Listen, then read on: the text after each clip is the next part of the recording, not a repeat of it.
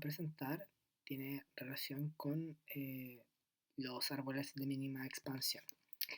En este sentido, tenemos primero que introducir el concepto de grafos. El concepto de grafo hace sentido a nodos conectados entre sí, en donde pueden haber grafos que tengan conexiones asociadas, que tengan dirección o no. Aquí podemos ver una serie de ejemplos en donde los más estudiados siempre son los digrafos o grafos dirigidos, digraph en inglés, directed graph, aquellos que tienen que lo que nosotros vamos a estudiar en donde cada arco tiene un valor asociado, puede ser un costo de transporte de un nodo a otro o la distancia que hay entre un nodo a otro, etcétera. Cuando están todos los nodos conectados se dicen que este grafo es completo, y cuando los nodos están asociados de acuerdo a alguna métrica de similitud, estos reciben el mismo nombre y son un tipo especial en grafo y los que vamos a estudiar posteriormente. Entonces, eh, hay un concepto importante también que hay que añadir, y es que este tipo de problema, eh, cuando se resuelve problemas de asignación, por ejemplo, con el método húngaro que pueden haber escuchado, garantiza que existe la solución de ese problema. Es una solución entera sin necesidad de aplicar lo que es el branch and bound, o branch and cut o branch and price, en donde está dado porque la matriz A asociada tiene un determinante -1, 0 o 1. ¿Ya? Esto se conoce como unimodularidad. Entonces, como, yo, como la solución del sistema de inecuaciones, o de ecuaciones en este caso cuando está en forma estándar, lo que uno hace es invertir la matriz A, eh, y cuando para invertir la matriz A, ¿cierto? Es la adjunta de la traspuesta a la matriz dividido por el determinante. Entonces, ese determinante, como yo estoy dividiendo por 1 o -1, bueno, el 0 en este caso no, como que no entra en juego, pero sí corresponde. Como estoy dividiendo por un número entero, se cumple la condición de clausura de la teoría de los números, de conjunto de números. Entonces, al estar dividiendo por un número que es un 1, lo que voy a estar haciendo en realidad es multiplicar números. Y esos números eh, van a estar siempre en los enteros. ¿Ya? Entonces, eso se garantiza por el teorema de Hoffman y Kruskal. Y además están estas matrices de incidencia que para los problemas de grafo son las matrices que corresponden a la matriz A. Y estos están asociados siempre en problemas de redes. Entonces, para esto primero se introduce esta notación del grafo. Un grafo se denota como G igual a un vector BA, perdón. En ese sentido, el B indica el número de vértices que tiene este grafo, y A el número de arcos, o pueden ser eje o aristas, como quieran llamarle, dependiendo del libro en que estén estudiando. Entonces, por otro lado, se tienen estas dos matrices, que una de ellas ya la nombramos, y son la matriz de adyacencia y la de incidencia, donde tenemos un ejemplito que aparece en Wikipedia, donde tenemos 6 nodos o 6 vértices. Siempre voy a utilizar esos dos nombres para referirme a lo mismo. Y la matriz A, que en este caso lo que indica es dónde está conectado, qué par de nodos están conectados. Aquí en el nodo 1 siempre va a estar conectado con el nodo 1 porque tenemos este reflujo de aquí. El 1 con el 2, el 1 con el 5, el 2 con el 3, el 2 con el 5, el 3 con el 4, que es lo que tenemos acá, el 4 con el 5 y el 4 con el 6. Ahora, como no tenemos un grafo dirigido, 1,2 es lo mismo que 2,1, por lo cual no se coloca dos veces, no se considera dos veces, porque estaríamos duplicando. Entonces, por otro lado, si etiquetamos estos arcos o ejes que también podemos llamar, lo que se tiene es que vamos a generar una matriz tal que el valor de la celda que tome esa matriz va a ser un 1 siempre y cuando exista alguna conexión, de alguna manera. ¿Sí? Entonces, por ejemplo, la matriz de adyacencia lo que se tiene es que eh, va a conectar vértices con vértices. ¿Sí? Vértices con vértices, entonces el 1 está conectado con el vértice 1, el 1 con el 2, el 1 con el 5, que es lo que podemos ver. 1, 1, 1, 2, 1, 5. Y así lo mismo. El 2 con el 1, el 2 con el 3, el 2 con el 5. 2,1, 2,3, 2,5 y así se llena esta matriz. Y por otro lado la matriz de incidencia, que es dónde están incidiendo estos arcos que estamos considerando. Que incida significa que, entre comillas, que llega a este nodo. Eso es lo que quiere decir. Por lo tanto, si nos fijamos que nosotros hemos etiquetado estos arcos, como vemos en el dibujo, el arco A, que este es A sub 1, incide sobre el nodo 1. Por eso tengo un 1 aquí. Este arco 2 incide sobre el 2 y el 1. ¿Sí? Aquí está, conecta el 2 con el 1. Entonces, arco 2, 1, 1 aquí y 1, 1 aquí. Aquí y aquí. Entonces, lo demás sigue igual. El arco 3 incide en el nodo 1 y en el nodo 5. Entonces, el arco 3, que es este, incide en el nodo 1 y en el nodo 5. Y así sucesivamente. Entonces, existen ejemplos diversos de este tipo de problemas y tiene relación a tres que yo les voy a mostrar en este video. Donde el primero de ellos corresponde al camino más corto o el shortest path, que es un problema ampliamente estudiado porque puede responder preguntas como cuál es el camino a seguir de menor distancia entre dos puntos en un grafo, en este caso A y B. Cómo llegar desde A hasta B. Eh, ¿Cuál es el camino? La misma pregunta, pero usando otros datos. Entonces, en la primera quiero minimizar la distancia, en el segundo minimizar los costos de transporte. Y también puedo mezclarlo. Entonces, cómo minimizar la distancia de tal manera en que yo tenga un presupuesto asociado para ir desde un punto A hasta un punto B. Eh, y directamente también relacionado con eso, pero con otro contexto, tiene que ver con planificación de redes, ¿ya? Problemas en redes, en donde tengo aquí unos arcos ponderados, un grafo dirigido ponderado, en donde tengo distintos pesos para cada uno de los arcos y lo que se hace es, por ejemplo, responder las preguntas de cuánta es la máxima cantidad de energía que yo puedo transportar desde A hasta B. O, por ejemplo, qué pasa si A es una fábrica y B es una bodega o una tienda minorista, retail, por ejemplo, o wholesaler, en donde tengo que transportar elementos para su venta, claramente. Entonces, la idea siempre es transportarlas con el menor costo o la menor distancia o en el menor tiempo, dependiendo del objetivo que persigue la empresa. Eventualmente se podrían minimizar al mismo tiempo distancia, costo y tiempo, pero eso ya escapa de lo que es la optimización lineal o entero mixta, sino que pasa a un esquema, ya deja de ser monoobjetivo, es decir, con un objetivo, sino que pasa a ser multiobjetivo, que quiero optimizar más de dos funciones a la vez, o sea, dos o más. Y la última tiene que ver con los grafos en donde hay un problema de matching, en donde estos son usados y el ejemplo claro aquí son las aplicaciones de citas, en donde lo que se hace es a través de filtros hacer el match entre tipos de personas, entre perfiles de personas, mejor dicho. Entonces, en ese sentido, lo que hace es emparejar los nodos. Cada persona es un nodo y lo que hace es emparejarla con otra que es similar, con cierta probabilidad. Entonces, no lo empareja con uno solo, sino que en las aplicaciones de dating, lo que se hace es darles un set de personas con las cuales podría eventualmente ser similar. Entonces, en ese sentido, para hacer esto, lo que se hace en particular es tener un grafo, que puede ser completo o no. Se hace un proceso y se aplica un estudio que es el árbol de expansión. ¿Ya? Que es como tenemos un grafo y esto es un árbol de expansión, en donde un árbol de expansión lo que quiere decir que hay un recubrimiento, o sea, se selecciona un subconjunto de arcos de tal manera que esa suma de los arcos es de menor costo, menor distancia, pero que satisface la restricción de que yo, estando parado en algún nodo, cualquiera de ese grafo, puedo llegar a otro sí o sí. O sea, puedo llegar de forma mediata o inmediata, pero sí o sí tengo que ser capaz de visitar todos.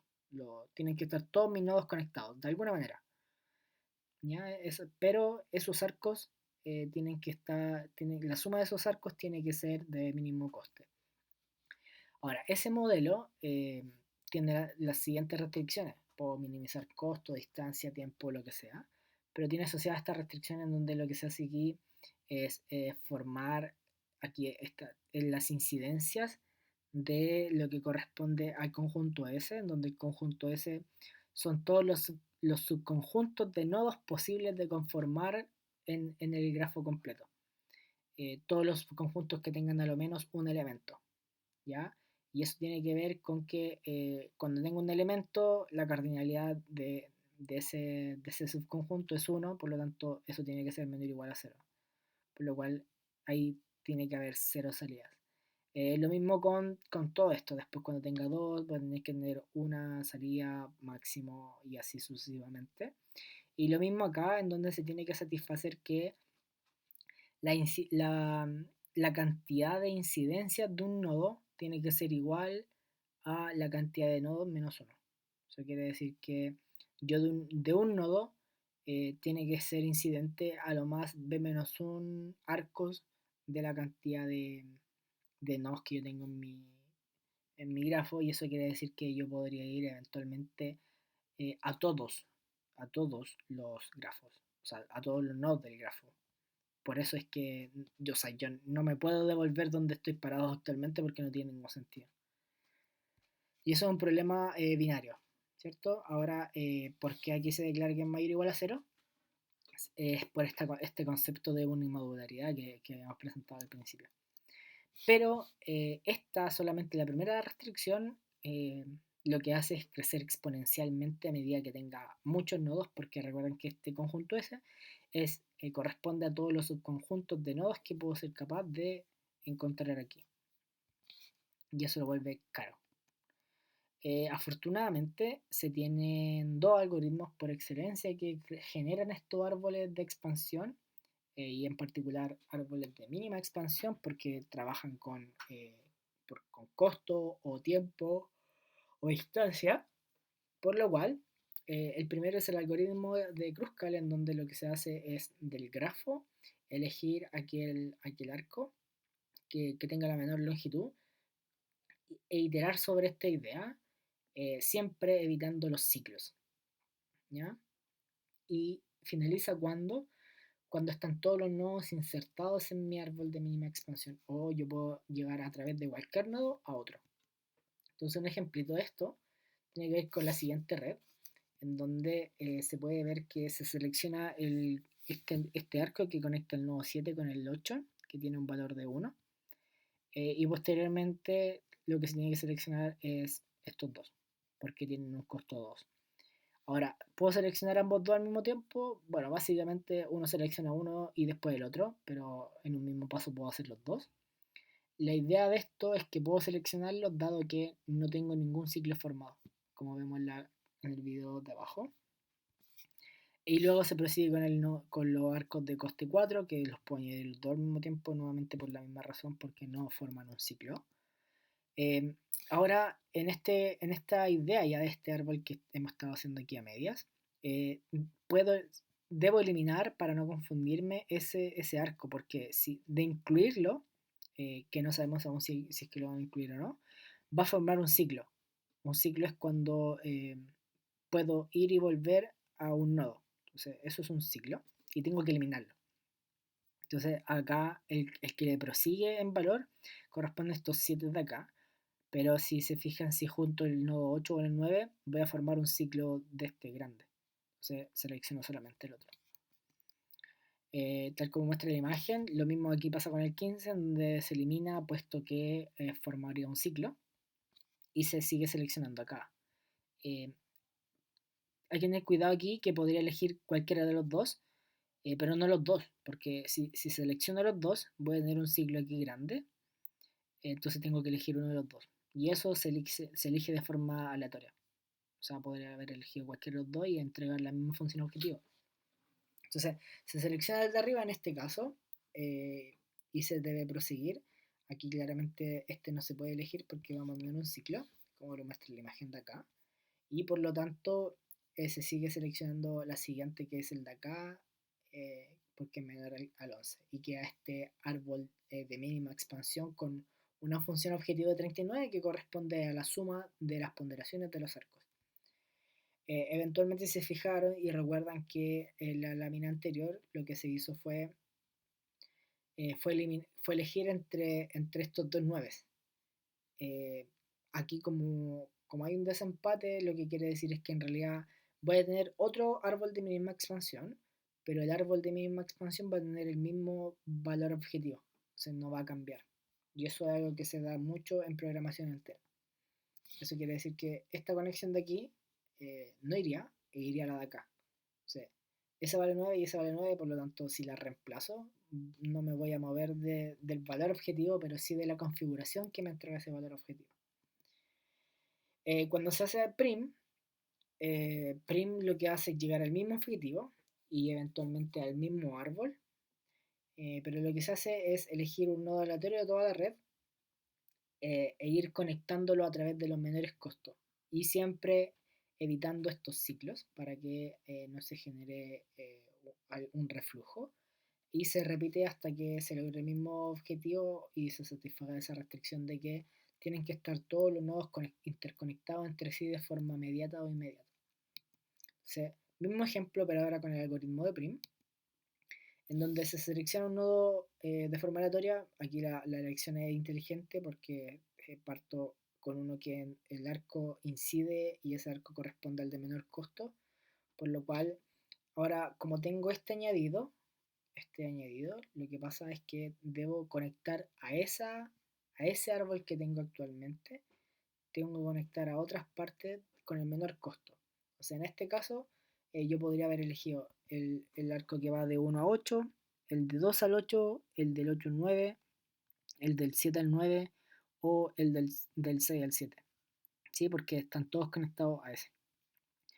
Entonces se elige el de menor costo y lo mismo, y después se sigue el mismo esquema. Podría conectar el del 3 al 6, el del 4 al 6, el del 5 al 6, el del 7 al 9, el del 8 al 9, el del 1 al 8 o el de 2 al 8. Esos son los arcos que podría elegir porque tengo que ir siempre agregando a esta red que ya tengo actualmente. Entonces en ese sentido se van agregando, se va agrandando este árbol. Entonces voy ramificando entre comillas. Y acá claramente ninguno de los dos puedo agregarlo porque va a formar un ciclo y los elimino y ahora soy capaz de elegir claramente, visualmente. De lo mismo, se va agregando a este árbol lo que mejor se dé. Se va agregando y se elimina esta conexión porque va a ser un reflujo grande y se termina en que tenemos un árbol de misma expansión con un valor de 39 y claramente llegamos a la misma solución y misma configuración entregada por Kruskal y lo más importante es que llegamos al mismo valor objetivo. Entonces, estas son heurísticas. Una aplicación de esto, y es muy importante y tiene que ver con el Machine Learning y en particular con el esquema de aprendizaje no supervisado, en donde no se conocen las etiquetas y lo que se quiere hacer es encontrar patrones a través de la base de datos. En general, aplicaciones en segmentar clientes para una cartera de la empresa. Entonces, lo que se tiene es un grafo, es decir, si tomo una base de datos, lo que eventualmente van a estar es todos conectados de alguna manera entre todos. Pero lo que yo quiero hacer es encontrar patrones de tal forma en que yo los quiero agrupar en una cantidad dada por el usuario o el investigador o el ingeniero o ingeniera de eh, que está a cargo del proyecto. Entonces, en este caso, la imagen muestra que la persona quiere generar 4 grupos. ¿Ya? Lo que se hace entonces es, a través de la base de datos, formar un spanning tree o un árbol de mínima expansión y eliminar, si yo quiero formar K grupos, tengo que eliminar las K-1 arcos de mayor distancia entre sí. Entonces, eso quiere decir que tengo un árbol de mínima expansión y yo quiero separarlas en 4 partes. Para separarlas en 4 partes, lo que se tiene que hacer es eliminar las 3 conexiones con mayor distancia o mayor costo o mayor disimilaridad que se conocen en análisis multivariante. Entonces elimino las 3, elimino esa conexión y esa conexión. Entonces eso me genera 4 grupos. porque de alguna manera voy a aislar 4 subconjuntos de nodos. ¿Sí? Y esa técnica se llama como clustering o agrupamiento en español. Y sus aplicaciones son siempre en marketing, se da muy fuerte esto, y en finanzas muchas veces también. En general hay un problema que se llama churn modeling, en donde lo que se quiere hacer es encontrar ciertos patrones para, eh, para hacer el estudio de los clientes que potencialmente podrían abandonar mi cartera de clientes. ¿Sí? Y en general en educación lo que se hace actualmente es estudiar a los alumnos para ver cuáles son los más propensos a dejar de estudiar por alguna forma y tomar precauciones y darles y proporcionarles becas, por ejemplo. Si es que el diagnóstico es que no tiene las condiciones para estudiar y debe trabajar para ayudar a su familia. Y eso es algo que se debe hacer mucho. Eso es lo que corresponde a la clase de Spanning Trees.